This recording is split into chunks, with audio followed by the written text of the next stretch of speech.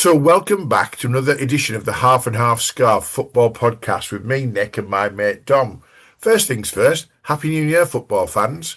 It's not been a happy Christmas for Middlesbrough as a Boro fan, and Dom being a Boro fan too, but we'll come on to that as part of the podcast. But genuinely, Happy New Year. Hope all your football dreams come true and that you have had a great Christmas festive break, which is a brilliant time of year. Probably second only to Easter, in my opinion, for football impact. So I've been to plenty of games. Dom's been to a few as well. So yeah, I've not enjoyed many of them with the results that we've had, but let's take it from there. Happy New Year, football fans.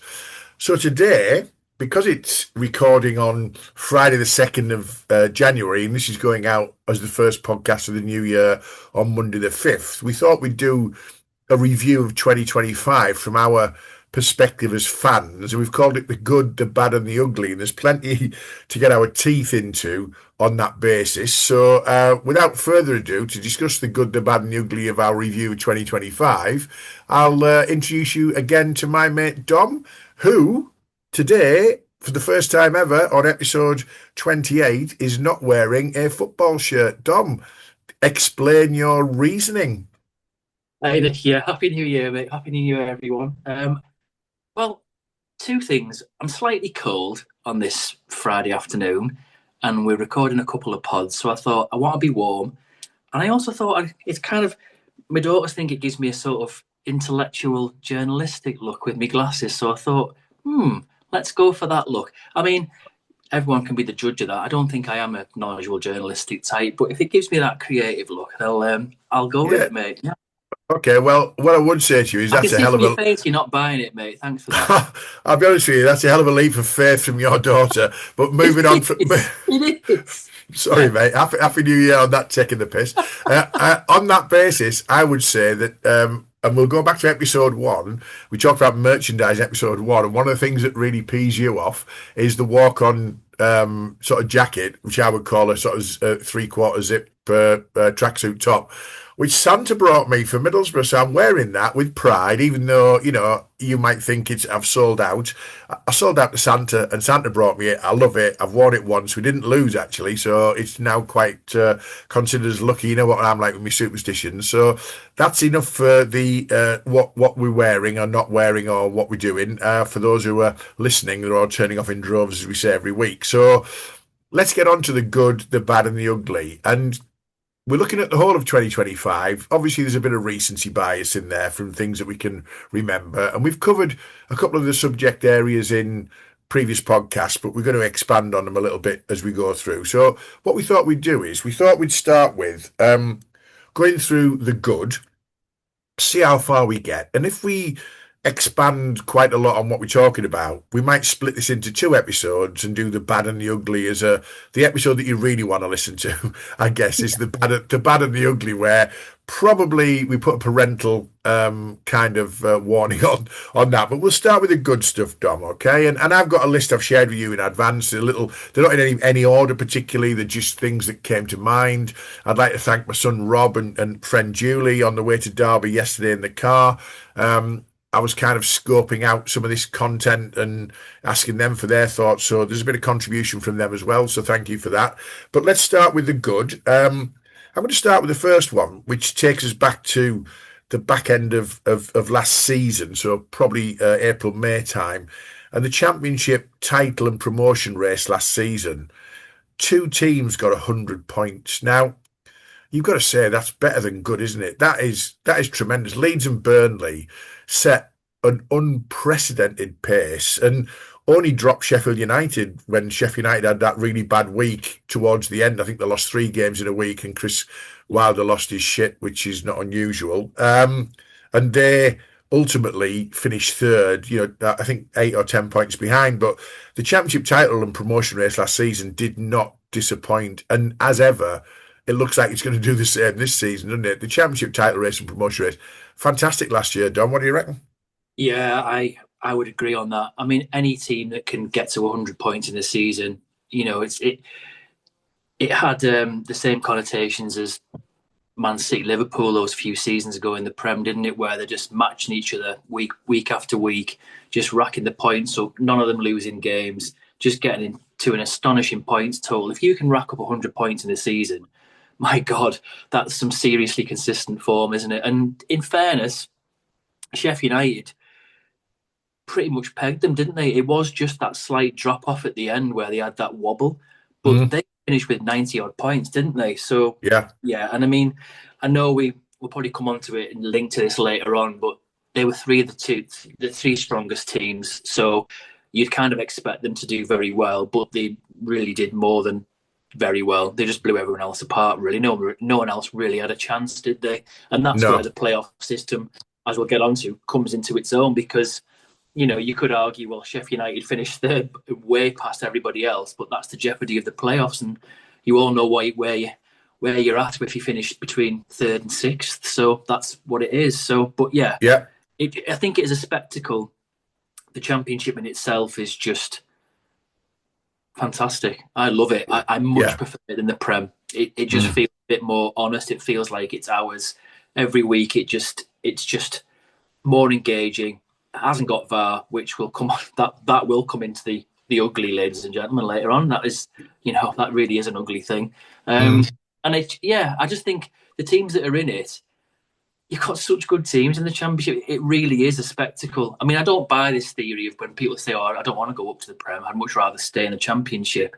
Well, you have to question, well, what are you in it for? But I do kind Yeah. of see where they come from because can be quite demoralising when you go into the Prem and you just ended up getting absolutely crucified and battered every week, and you're almost set up to fail because it takes a lot to succeed in the Prem, or at least survive that first couple of seasons and go from there. However, also on good, the three teams that have gone up. I know Burnley is struggling a little bit because they were never going to score enough goals, Burnley, Yeah, I don't think. But the time of recording, I mean, I watched the highlights last night of Sunderland at home to Man City. And, for 0-0, what a hell of a game of football, by the way. Sunderland and Leeds, to a certain extent, getting a draw at Anfield. And I think Leeds are 7 points clear of danger. yeah, Sunderland have got more points now than they had in the entire season last time they were in the Premier League already, and they're halfway through. Those teams who've come up last season through the Championship are holding a bit more of a fist of it, aren't they? Which I think is a good thing as well, because it gives everybody hope, doesn't it? I know Sunderland have spent an inordinate amount of money, but they've recruited well. So if you get your recruitment right, Leeds haven't spent as much money, I don't think, and they seem to have found their tactics by accident with a back three that was to do with injuries and stuff. But I think they're unbeaten in 5, 6, or 7 games, I think, from at this point. And that says that the championship teams can make the transition, doesn't it? Which again, I've put down in the good column because it gives us all hope that whoever goes up this season, I hold out hope that if Middlesbrough can arrest this current, 4-game slump that we're in, Boro, Coventry, Ipswich, Watford are flying, teams who are in and around the playoffs. If they do it right and invest well, maybe they're not all guaranteed to come back down. So I've put that definitely in the good angle. I think that's really impressive. But let's take the championship playoffs as well. Now, for me, it was who do I least like, because it was Sunderland versus Coventry in the semi-final. Coventry got a hex over Boro. It's not a rivalry. They've got a hex over Middlesbrough. I'd love Coventry to be in the Premier League because they're a big club, and I like them as a club. But I don't like the fact that they always beat Boro and have done for a number of seasons. yeah, Sunderland, obviously, so local rivalry, not a derby as we've discussed on previous. And but that game, the second leg, and the header from Dan Ballard, that wasn't really a header. I think it came off his shoulder, then his arse, then his ankle. So it was just an unbelievable kind of fold himself in half to get to it and put it in the extra time, injury time, bloody just sensational, really. And then to get to Wembley and play Sheffield United, another team who I have very little love for as a just Chris Wilder, really, I suspect. But, so I've got Sunderland, local rivalry, Chris Wilder, Sheffield United. I really didn't care who won or lost, but the manner of the win was, Sunderland getting battered, a VAR controversial disallowed goal for Sheffield United, which would have put them 2-0 up, didn't. And then the back pass from Kiefer Moore to a guy who'd already decided he was leaving Sunderland and hardly played for them. and his leaving contribution was to score the winning goal in Yeah, the playoff final with almost like, I can't remember if it was his first touch or not, but it was certainly pretty much. his last touch as a Sunderland Yeah. player. And you look at it and you go, who doesn't love the playoffs? And you say you sign up for it. People go, oh, you finished third, you should go up. No, you shouldn't, because it's such an enthralling viewing piece, even to the neutral and even to people like me who didn't really like either team who was in the final. You're still compelled to watch it, and it never fails to deliver drama, does it? Yeah, I mean, I think over the years there has been some really boring playoff finals. Let's be honest. There's been some terrible ones, but that was a really good one. I'll set my stall out. I wanted Sunderland to win. People might think that's peculiar being a Middlesbrough fan, but I'm as you know, I'm just not bitter like that. I'm not like a lot of fans who literally froth at the mouth at their rivals and hate them and stuff. I don't care about stuff like that. I want all the teams in where I'm from and where I live now to do well. I think it's better for football, and with what Sunderland have been through and their journey last season, I was made up that they won it, and I really wanted them to win. So I was I was really okay. happy. I was okay with him. I wasn't sat there going, "Oh, you bloody Sunderland and Sheffield United can't Oh stand them." no, you're not, mate. I'm just saying, right from the off, like you said, I didn't really care who won. I actually didn't really want Sunderland to win. I just thought if it's Sheffield United, it's just the same old teams going up as Yeah, always, and I just, yeah, I was really pleased for them. And going back to your other point as well, I just think why they've done so well is I think that is the key now. Sadly, you can't just go up with the squads you've got. You have to recruit really well. Whether you like it or not, you just do, and that's why. But you can only do that because you get that Premier League money, and I do think it's a bit of a shame that it's slightly warped in that you get all this money, but you have to pretty much spend most of it to make yourself competitive. And then yeah, you have to really rely on doing well because you're going to pay these players really large wages as well.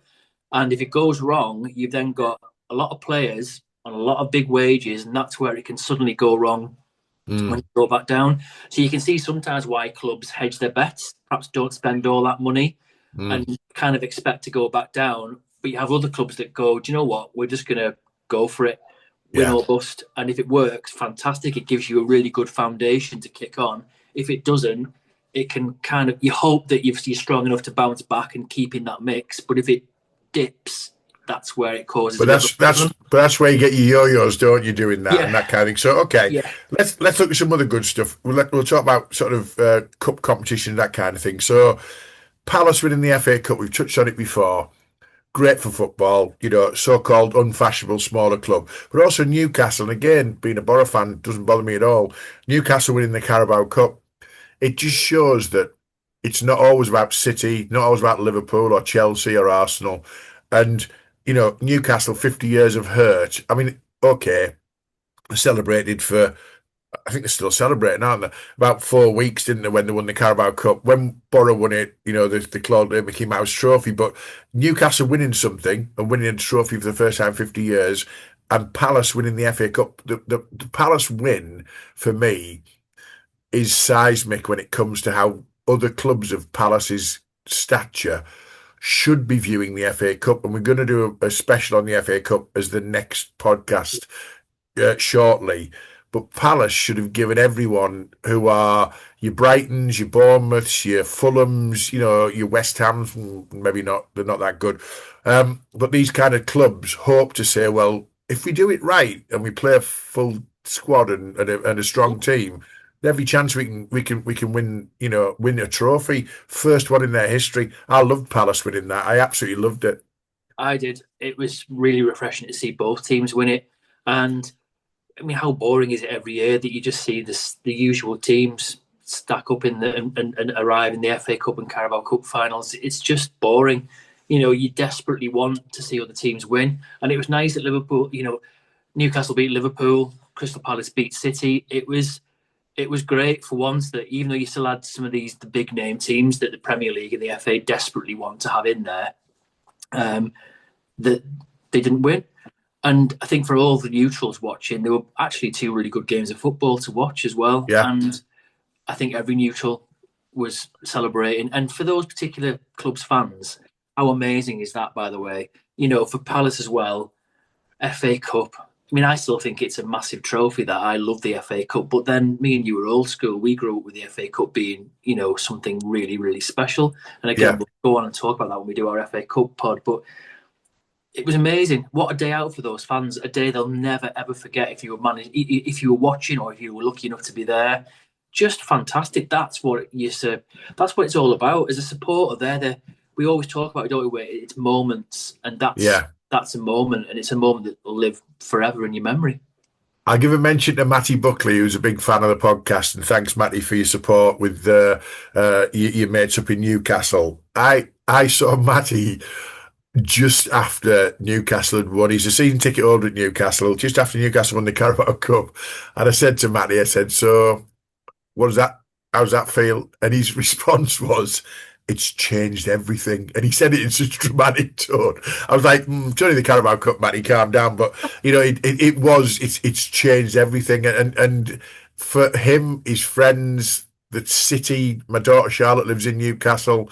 The city was just alive for days, celebrating that kind of win. So great. That's in the good column. We've got a lot to get through.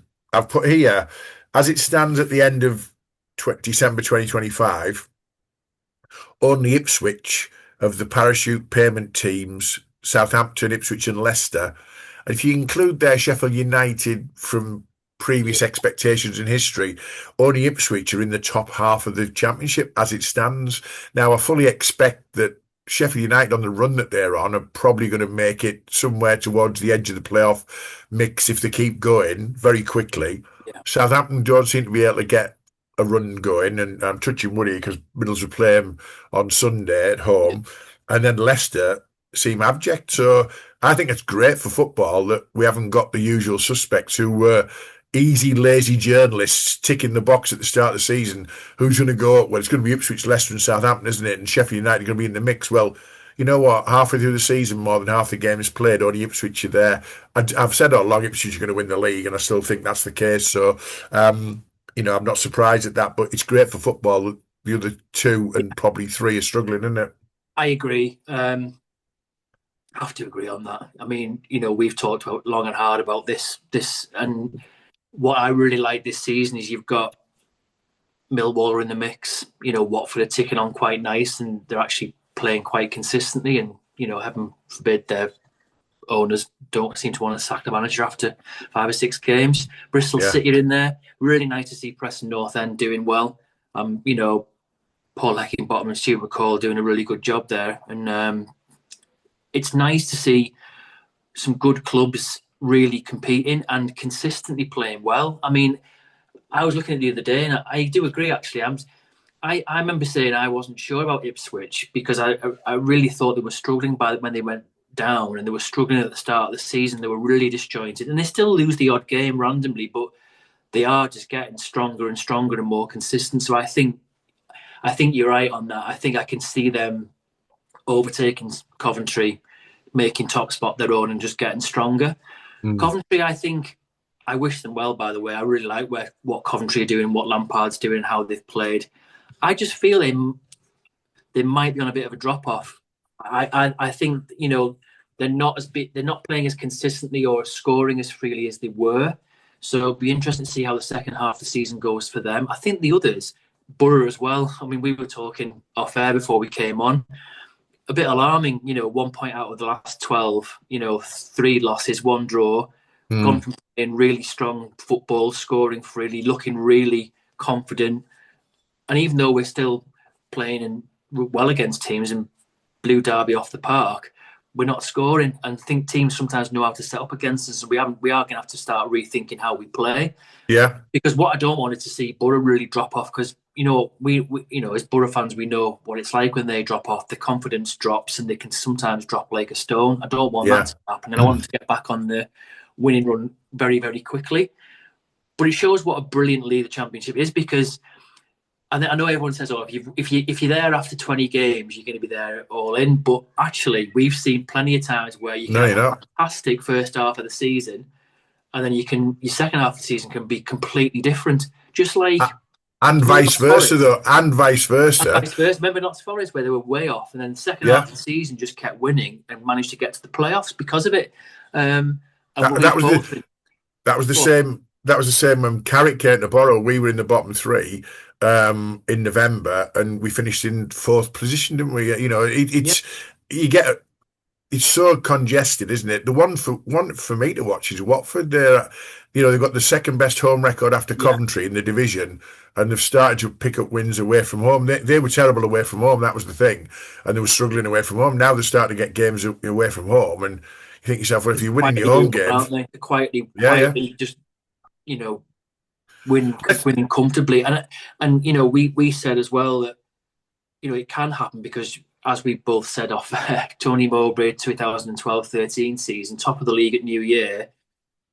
If we'd had probably one or two more games by the end of that season, we'd have gone down because we literally Yeah, couldn't win a game of football and we were pretty yeah. much just outside the relegation zone at the end of that season. So you never really know how the second half of the season might pan out. It can be very different, can't it? How And small margins, mate. It it's is. really tight. But you win three, you go up 15 bloody places, don't you? You lose two, Yeah, and you've dropped five. And I'm just looking at League One actually as well, going back to parachute payments and that kind of thing.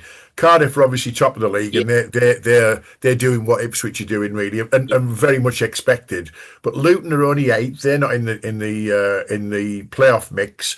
And at Plymouth, who went down with them, are in the relegation zone yeah, 21st. So very very inconsistent. So it's not just the Championship where it's good to see some new faces. And I'm looking at the League One. The teams at the top there.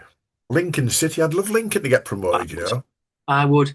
They've been consistently there or thereabouts so many times. Mm, A good club, really good people who work there. They've had their bits in the limelight here and there and good cup runs over the years, and yeah, did well when they came out of the conference and have managed to get themselves up into League One.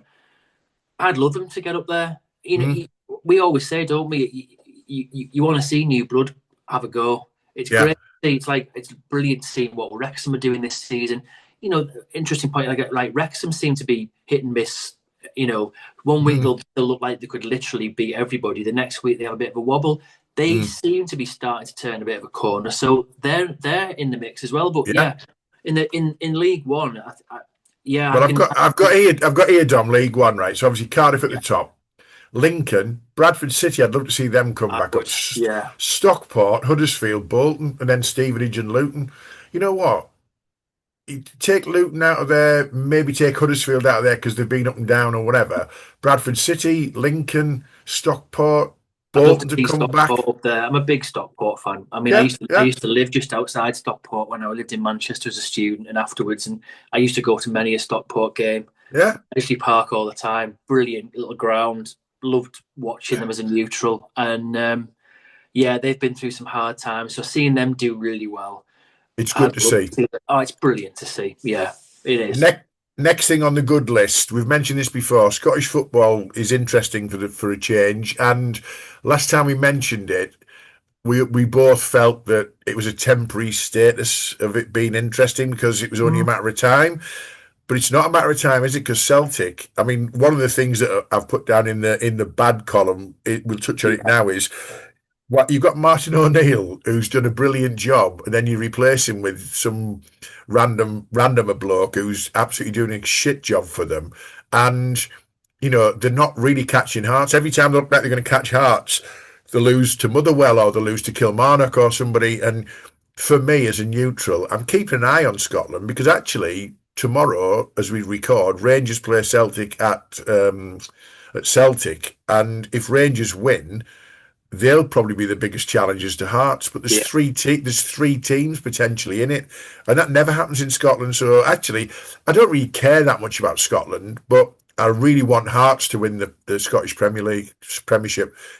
Why wouldn't you? Yeah, why wouldn't you? I mean, it's a strange it's a strange league, isn't it? The SPL. They play each other what 3-4 times a season, Mm, and do you know what? I honestly would say going back even probably a couple of years, I wouldn't have seen anyone break into the domination of Rangers and Celtic. I remember No, reading a really interesting article from Alex Ferguson saying, "I just don't think you'll ever see it again. They're just too strong, too powerful. It just won't happen. You can't see yeah, it happening. No one could see what he did with Aberdeen happening any time again. But I think it's also it's twofold, isn't it? I think these teams have got better because they've had to, yeah. and they are. But Rangers and Celtic have had a massive drop off, and I think some of their ownership issues have been called into question because the owners, for me, don't really seem to know what they're doing. No, I mean, come on, disappointment for the new Celtic manager. It's not getting at him. It's almost like you've appointed this guy to be a lamb to the slaughter. He doesn't get the club. He's not experienced enough. He's not no, ready for the job. You would never appoint someone and go, well, he'll find his way. That's not how it is at Celtic and Rangers. You don't do that. no. And I don't think he's going to last that long. And you kind of think, is there a changing of the tide coming in that these two clubs can't be as big anymore and dominate and dominate, or is it just poor ownership, poor things going on in the background? All I'd Temporary, say you is, think? Temporary. I'm hoping it's not. I Oh, hope I that am. I hope. I mean, we how many times do we say it? Every neutral must say it. You desperately want every league to be competitive. I want the Premier League, the Championship, League One, League Two, Scottish football. You'd want, ideally, you'd want more than half of the teams, three-quarters of those teams, or all of them in a perfect world, to be competitive. You'd want it to be structured in a way that anyone can win on any given day. Have you seen Serie A, by the way, in Italy? Absolutely Yeah, unbelievable. Like yeah, I think there's 6 teams within three yeah, points of each other at the top, yeah, and, yeah. every weekend depends who plays first. It's a new leader. Inter, Roma, Napoli, AC, even Juventus are coming back. That you're thinking, wow, that's a great league to watch. And then you go over to the Bundesliga, oh look, Bayern have won again. It's like really dull, isn't it? Really dull. Yeah, and I mean, me and you are massive German football fans, and the German matchday experience and the German fans in general, the way they approach and treat football, it's spectacular.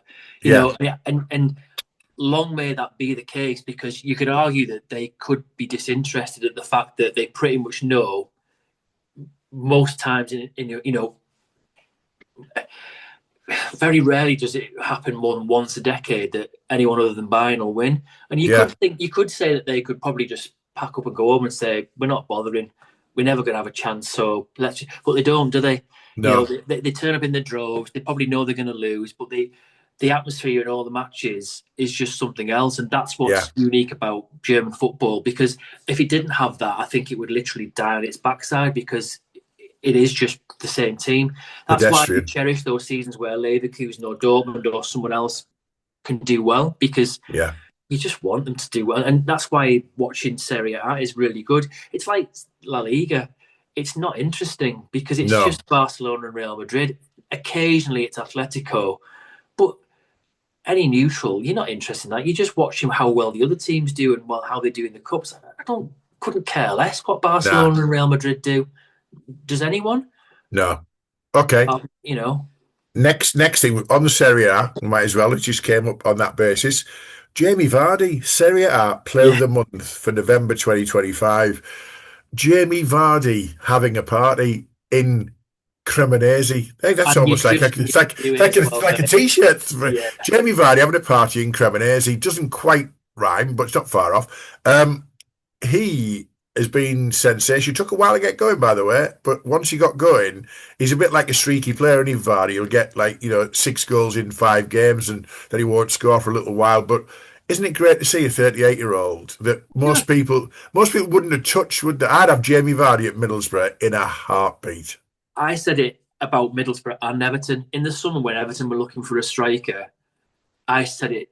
I think I bored people to death, and no one really kind of agreed with me. No, no, no, no, no. You bored people to death with Jack Grealish, mate. But I did. Yeah, I did. I sorry, did. mate. But I also went on about Vardy to a lot of people, and I think Mia's told me to shut up on numerous occasions. I don't think she wants me to talk about it anymore. But I was like, why are we not even in for him?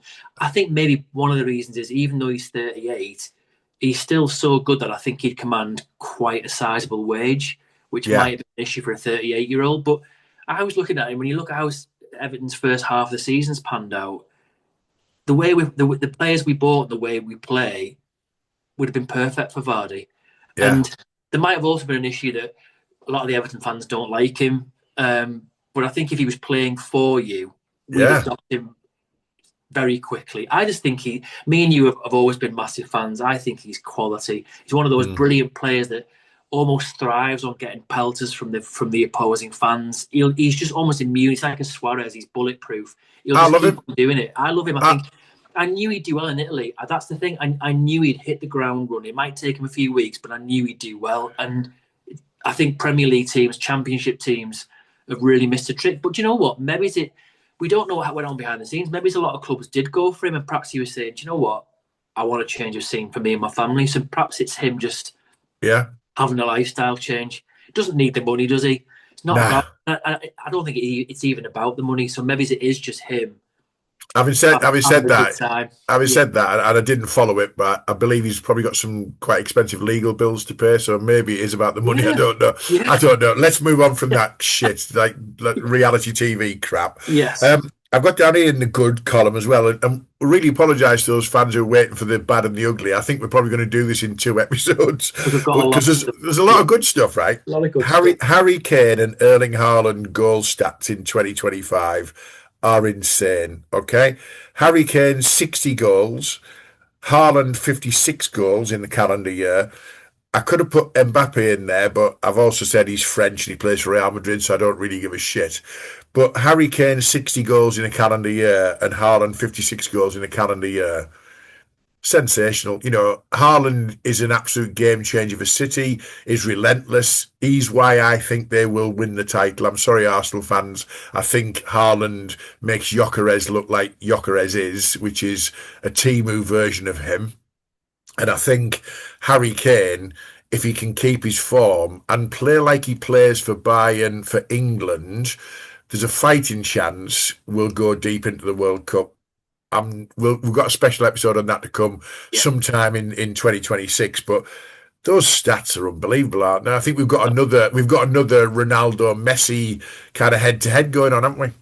Yeah, City without Haaland are just aren't. They're just not the same team at all. They'd be nowhere near where they are now without him. He's an absolute machine, and I know that he gets good service from good players. I get all that, but the amount of goals he creates for himself. I mean, some of the situations he starts from his goal position from, it's like he has no right to get that. He's just so powerful, and he just I think he's at the best in terms of his physique, his mentality, what he wants out of the game. He absolutely knows what he wants and how he wants to go about it, and I think that makes him tremendously powerful. Harry Kane, I mean, I know you've never not been a huge fan over the years. I've always rated him. I've always thought he's a brilliant player. Loved I watching don't. him. Hang on.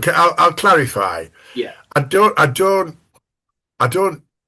I don't think he's crap. I don't. Far from it. Those stats itself would make me sound ridiculous. I just think I wouldn't. Would I pay me money from a fan's perspective? Would I pay me money to watch Harry Kane? yeah, absolutely. I Not. would. Not really. I Yeah, I would. wouldn't. I don't know whether I Yeah, would. Yeah. do you know what? I've seen him so many years over the years at Goodison, and I remember one year they beat us 6-2. They were just different class, and I remember. But was he alongside Sonny at the Yeah, time though? Because I yeah. think him and Son had a paid money to watch together. In Oh, fact, I did because Middlesbrough beat them in the FA Cup, and they had Son and Kane playing, and we beat them in the FA and Cup. and him and Dele Alli when Dele Alli had that 2 seasons of being off the planet good.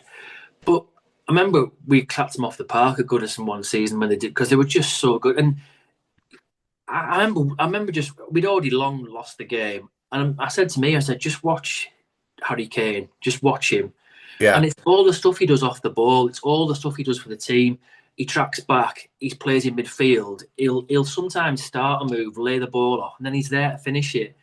His defensive work, just how he is as a person. As a teammate. I think he has all the right values that you want of a player. He's. You could argue, oh yeah, he's easy going to rip it up in the Bundesliga, and I expected him to. And you could argue it's an easier league for him than the Premier League. And he probably would. He definitely wouldn't have the same amount of goals if he was in the Premier League. But I can guarantee you, even at 31, nearly 32 now, he'd still be bagging 30-odd goals a season in the Prem because Yeah, he's good. yeah. He's just that good. And I think he's an all-round good player. Not just his goal scoring and how he scores, but just how he links the whole team together, which makes him special for me. Haaland, Okay. maybe, could you argue Haaland does that, or is he Oh no, he's a does he selfish link the bastard, team? Haaland. Yeah, I don't think No, he links the team. I think the team are all about providing it to him, which is feed probably right. him. Which is right for him. Whereas Kane's a very different kind of player. Yeah, People might, people who are listening, let us know what you think. You might disagree, but I've always admired Harry Kane for the fact that he's an absolute team player, and yet he still delivers season. I yeah, remember when he came on the scene. Oh, he's a one-hit wonder. He won't last. Well, 12 years later, he's every single yeah. season. That's That's that. solid. Yeah. Okay. Yeah, I'm not knocking it, by the way. I'm not. I've never I been know you're like not, mate. wow. I've I never know you're been not. wow inspired by him, And I've seen Haaland when we went to Dortmund and they won 5-0 and he scored three and he was just sensational and he's just a monster, isn't he, to watch? And one on one, he beats the last man. He's through to the keeper. You just know it's going in the back of the net. Having said that, Kane, you'd put your money on him as well, wouldn't you? So let's move on. Loads to go. Loads to go at. I've got here under good. I've got away fans. Let's start with away fans in general. Anyone who travels away to watch their club, anyone, for any club at any level, hats off to you. I do, Rob does, you do, to a certain extent. I've spent a lot of time, effort, and energy up and down the motorway network following Middlesbrough, and we take a big following to away games. We get quite a few clubs bring a decent following to the Riverside. But then you get these dickheads on social media going, oh, look at them. They only sold 750 tickets for that game. Any single person who gets in their car, gets on public transport, goes anywhere to follow their club away from home, you get my hats off to you. Whether it's 6 of you, 10 of you, 4,000 of you, you've put the energy and the effort in. So I want to take some of my hats off to a few away fan situations that have happened, right? Okay. So the first one, Truro, we've mentioned it before. They went to Gateshead and 960-mile round trip. And Gateshead put 960 quid behind the bar for them. I still think that's one of my highlights of the season. It's It's a really beautiful, classy. Brilliant. beautiful gesture, Yeah. beautiful gesture. But the same number of fans, I think 65, 70 fans, about 6 weeks later came up to York. When they were at Gateshead, they got a 2-all draw. When they came to York, which is a hell of a distance as well, probably 800 plus miles round trip, they lost 4-0, but they still were chanting till the end, the Truro fans, and you think to yourself, brilliant news. That is great. Plymouth took 1,000 fans to Doncaster on the Saturday before Christmas. Plymouth to Doncaster, the Saturday before Christmas, rewarded with a 5-1 win. Well done. And that's What a you day want out. you want the reward, don't you? I've got here this came about yesterday, okay, and it's just something for other fans of other clubs to think about. So Middlesbrough were away at Derby on New Year's Day, um, and Ilkeston Town opened up their clubhouse to the away fans on the way down for bacon sandwiches and the bar.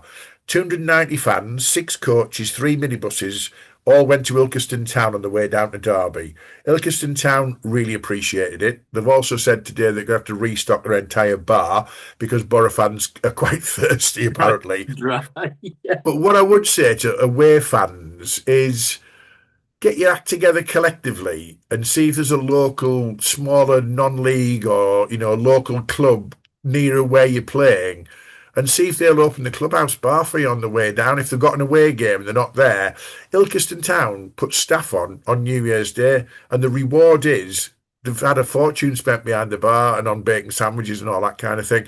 I love that, and I think we should do more of it. I do. I think I'm really glad you found this, mate. It's a really, really good story, and I love it. It's really smart play from Ilkeston as well because they'll have worked out and done the maths and thought, okay, if we get X amount of fans in, we're going to have a really good payday here, and Yeah, it's worth it for them. And not just that, but they'll do it again in the future. And if the fans who went there enjoyed themselves, they'll remember it and they'll go again next year. yeah, And they will have made a lot of money. Borough fans will have drank them dry because it's you're on the coaches and minibuses. They're not driving, so yeah. they probably stopped and had 2 or 3 and a bacon sandwich. That's a lot of money spent behind that bar. And I know some Boro fans will have had two or three on the way to the car park, mate. well, yeah, and not just that, but it also gives you a bit of an affection and affiliation for maybe that club, and you might Yeah, think about going to a game there at some point in the future, or just supporting them in a different way that you can. Linked to us when we talk about our non-league football, and we go and we enjoy it and we pay our money and support them. These are the kind of initiatives that are linked to that because it's integral to their survival. And do you know what? I don't think anyone will have resented turning up for the day at Ilkeston, getting paid to be behind that bar. They'll have got a decent rate from the club, probably had yeah, a really good time. The fans will have been up for it. And let's hope, I mean, it sounds like it was a really well attended yeah. and good atmosphere with no trouble, no issues. Had their bacon sarnies, had a few beers, got back on the coach and went and all good. I think And that's a great story, but that that's a really and smart initiative that everyone should be doing, shouldn't they? Really? and then the day went downhill because we had 90 minutes on the pitch Yeah, and lost 1-0. But no, that's a separate issue. that's a separate story. But Yeah, I do think it's so easy, isn't it, for away fans just to organise themselves to get to the game. They're often looking at where's the local pub we can go to and all that, which is the away fans pub. But what about supporting? There's always a local club somewhere, and Ilkeston's not very far from Derby. Every Premier League, Championship, League One, League Two club has probably got a non-league clubhouse local, close by. Give it some thought. It's a great initiative. I loved seeing that yesterday. I've got some more things about away fans. Kairat, who are at the furthest distance club east in the Champions League, yeah. played FC Copenhagen. Those bastards who did that draw for them, that's 5,000 miles for an away game. And 10 Kairat fans made the journey. And they were so well received at Copenhagen that they had an on-pitch reception and a guard of honour for the 10 away fans who made the 5,000-mile trip. They lost 3-2, but, if you're a Kairat fan, listen to this podcast, like that's ever going to happen. Yeah. Well done and Well hats done off to to you all being 10 one of of you. those 10. Yeah, sensational. But really classy from Copenhagen. I love stories like this. It's the small little gestures, the small sort of that actually it's just that human touch within the clubs that you still cherish and want to see. Because you don't want your club to just become these things that just don't care or appreciate the efforts that fans go to. And Yeah, I'm sure all the Copenhagen fans gave them a really good reception as well. Because if you put that into perspective, everyone, that's pretty much travelling from the UK to nearly LA. yeah, That's how far a journey that is for them to go to that game and yeah. then return. That's commitment and a half. That is well I'm impressive. con- I'm conscious of time, still on the good, and it's great there's such a good stuff happening. It says that the list of good stuff suggests that football's in a decent place. There's a lot of shit to come A on the lot of bad shit. and the ugly, but it's football's in a good place. I've got here Charlie FC, again a bit like the initiative from Ilkeston. Charlie FC were asked, are they open on Christmas Day? Because they've previously done some initiatives with regard to the local community and, homeless people, etc. And they opened their doors to anyone, and they said anyone in the community who needs feeding on Christmas Day, who's lonely, hungry, isolated, whatever it might be.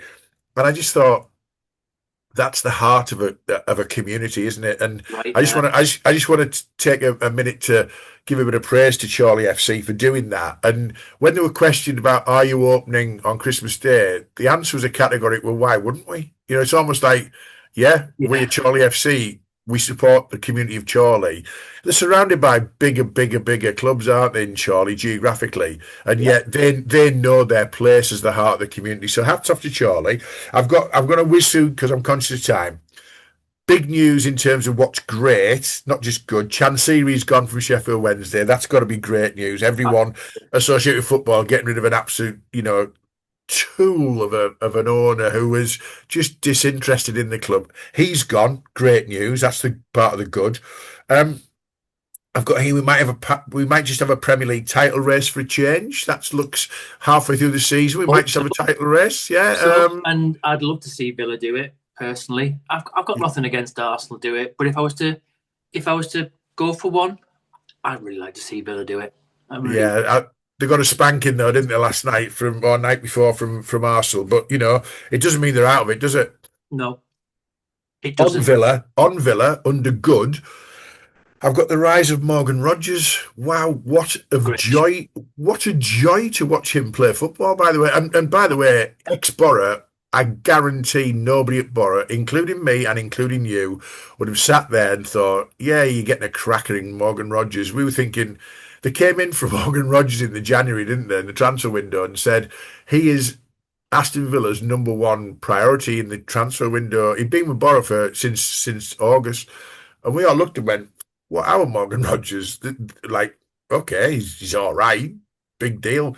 Watching him now is sensational. He's an Well, engine, isn't he? yeah, I remember we discussed this thing briefly before in a pod, and when he went to Villa, he just started to click into gear for us. You could just see the player he was.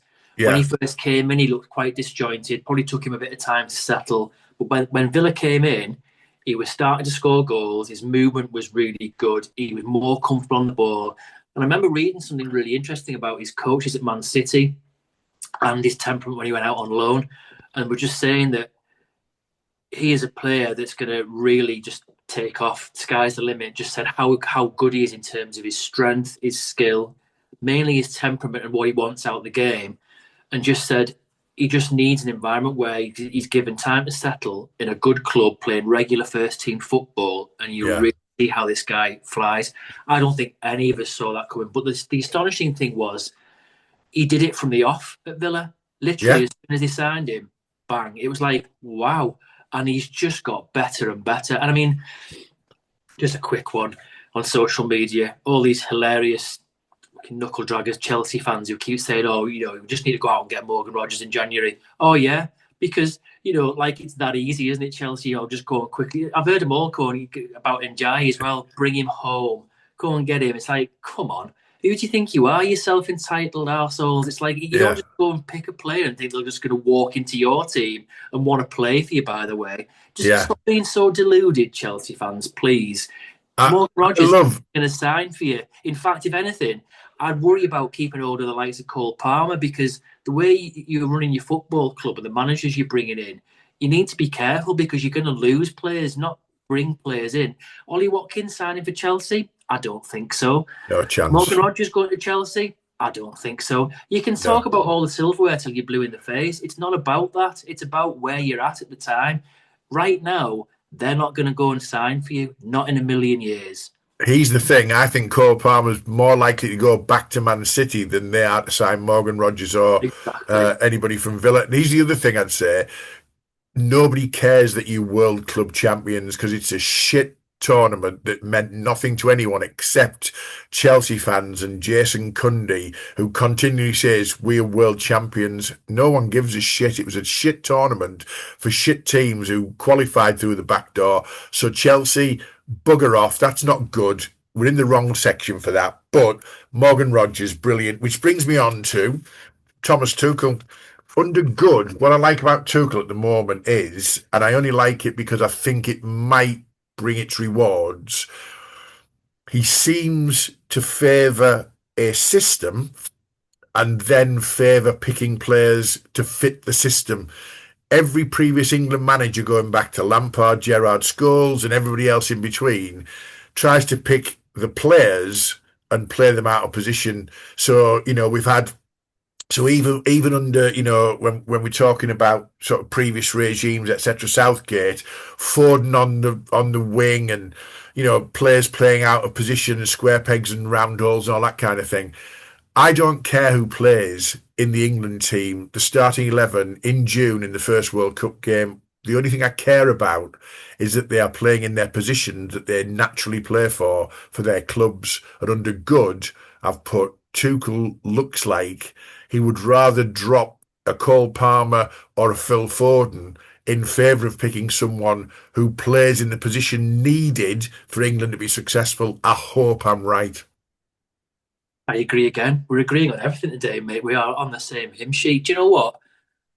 I absolutely agree with that. But to be honest, you could also hark back and say, well, that's how it should be. That's how a manager should pick a team. And do you know what? I think the reason why Tuchel does that is because he's always done that. He's never ever been about favouring a player. He's Mm. always been about I want to play the best team, the best formation, and the best players in their positions. Mm. And as we've discussed before, I think it's absolutely clear that it's win or bust. I don't think he'll be there after the World Cup. So Yeah, he's probably absolutely going for it in that I want to play the best team I can with the best players I've got for each position. And logic should tell you that if they're all good enough in their positions, they should know how to play in those positions. Therefore, they should know how to play as a team. And I know that yeah. that's a bit of a skill in making sure they all gel together because they all play for different clubs. But boy, when it works and when it has clicked, it's been fabulous to watch. For the first time in a long time, it's actually been really good to see how good we actually are because we've got some astonishingly good players. Will we win the World Cup? I hope we have. Honestly, I hope we have a chance. Will we? I'd probably not when you look at how other teams and countries play. Yeah. But I think for the first time in a long time, we've actually got a manager who, and I'm not criticising Southgate when I say this in any way, but we've got a manager who will make us play the best we absolutely can in Yeah. every match we play, and he won't be about just trying to pacify all the big players. It's not about that at I was all. just going to say, irrespective of personalities, Yeah, reputation, which clubs you play for. Right, last thing, because it's conscious of time. yeah. The last thing I want to mention is there was a game between Ajax and Groningen in the Eredivisie in October. It was abandoned after 12 minutes because of crowd trouble, flares, all that kind of thing. Crowd trouble in Holland. Yeah, shocking, shocking. And they had to replay the game behind closed doors. But one Ajax fan was let in by Ajax because he had terminal cancer. It was his dying wish to watch Ajax one more time. And they had an empty stadium behind closed doors. Ajax relaxed the rules. This one fan with terminal cancer to watch Ajax for one last time, his dying wish. And Ajax won 2-0 on the day. And I just think, despite all the crap that goes with the Dutch fans and the flares and the trouble and all that kind of thing, it's a class act, that, really. I'd like to finish on a class act. I think that's a class act by Ajax. I think it's a class act by the Dutch FA allowing it, because you can imagine the English FA going, oh, no, it's behind closed doors. We can't possibly do that. You just imagine the suits at the FA saying no because it's in the rule book. But, someone's made a human decision to allow this Common person sense, mate. Like common everything. sense. And I loved it. And I just Yeah, thought I do. it's worth celebrating that, mate, isn't it? It is everything like that. Like we were saying earlier, all little things like that, small things in football should all be celebrated because it heightens the value we give it and why we love the game. We just wish it was run better and things, but we'll come to all that in the bad and the ugly. We will. Right. On that basis, good finishing point. I think all the stuff you talked about today in terms of being good reflects the fact that what is good about football is good for the fans. And we are match going fans, passionate about the fan experience and what football should be run for, not for the payroll of the bloody Sky Masters and all that kind of thing. We'll come on to some of that later. But all the stuff you talk about today gives you a bit of a light heart, doesn't it? To say, I'm all of them are good news stories. All of them, I think, reflect what we think as fans of the sport, irrespective of who we support in that sort of environment. Just good for the heart and soul of football. So I'd like to finish on that for today, for this episode, because we are going to do a double episode because this is such a long one. Bear with me. I'm going to go back to the outro that we always use for those who watch. So this has been the good, the bad, and the ugly. Our review of 2025 from a fan's perspective. We would like you to continue to subscribe, like, share, enjoy, engage with us, comment, etc. on the podcast. We're getting lots and lots more of those. This was called the good, the bad, and the ugly, but we knew we had a big list of good. We've got a brilliant list of bad and ugly. So we're going to do a special episode 29 and split this over 2 episodes. We're going to release them on back-to-back days, so you get a double episode in your first week of January. But thank you for your support. Dom, thanks as ever for your chatting and your contributions. Let's get down and dirty with the bad and the ugly on the next episode, mate, and I'll see you then. Absolutely. Looking forward to it, mate. Yeah. Let's okay. do it. See you soon. Cheers, mate. Bye. See you.